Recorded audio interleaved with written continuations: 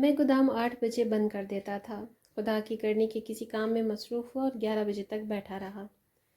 سنسان اور ویران علاقے میں ایک بوڑھی عورت ہاتھ میں شاپر پکڑے ہوئے میری طرف آئی، کہتی بیٹا مال بیچنا ہے لوگے؟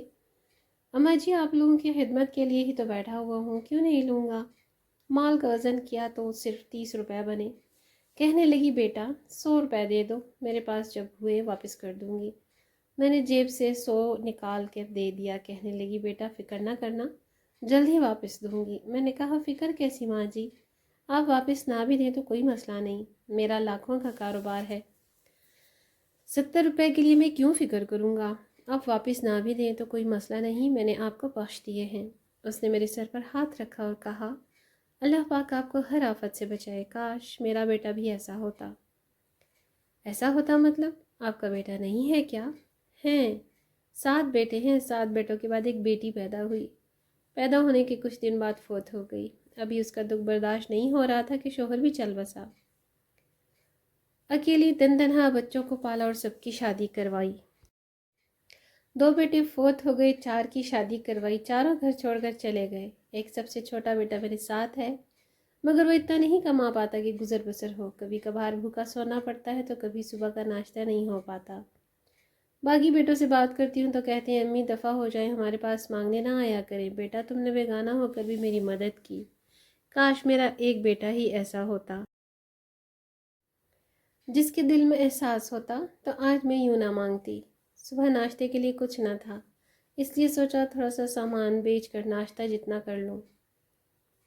مجھے امید تھی آپ کا گودام کھلا ہوگا اور شکر ہے گودام کھلا ملا۔ اماں جی کیا آپ جانتی ہیں آپ کتنی خوش قسمت ہیں، میں 8 بجے چلا جاتا ہوں، آج مجھے کسی نے روک رکھا 11 تک، اور جانتی ہیں جس نے روکا تھا صرف آپ کے لیے وہ کون ہے؟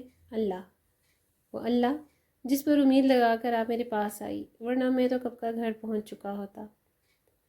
اور میرے دوستو اب 2:40 کا ٹائم ہے، نیند نہیں آ رہی تھی، بار بار ذہن میں آ رہا تھا کہ پوسٹ بناؤں اور لوگوں سے پوچھوں کیا احساس مر چکے ہیں، کیا ضمیر گر چکے ہیں، کیا ماں باپ کی وفائیں اب کوڑیوں کے بھاؤ بکتی ہیں؟ جس ماں نے 9 مہینے پیٹ میں رکھا، پالا، پڑھایا، شادی کی، آج 4 بیٹے اس کو ایک وقت کی روٹی تک نہیں دے سکتے۔ شادی کر کے علیحدہ گھر لے لیا اور چھوڑ دیا ماں کو تڑپنے کے لیے۔ کیسی اولاد تھی، کیسے لوگ ہیں؟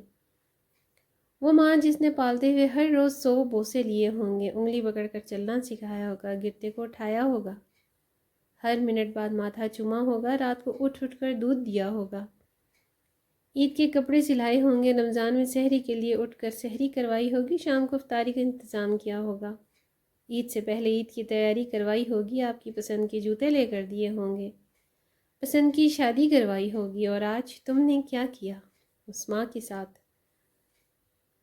اس بیوہ کو تنہا چھوڑ دیا تڑپنے کے لیے، بیوی کو بغل میں لے کر سو گئے اور سوچا کہ بس یہی سب کچھ ہے، کیا ماں کچھ نہیں ہوتی؟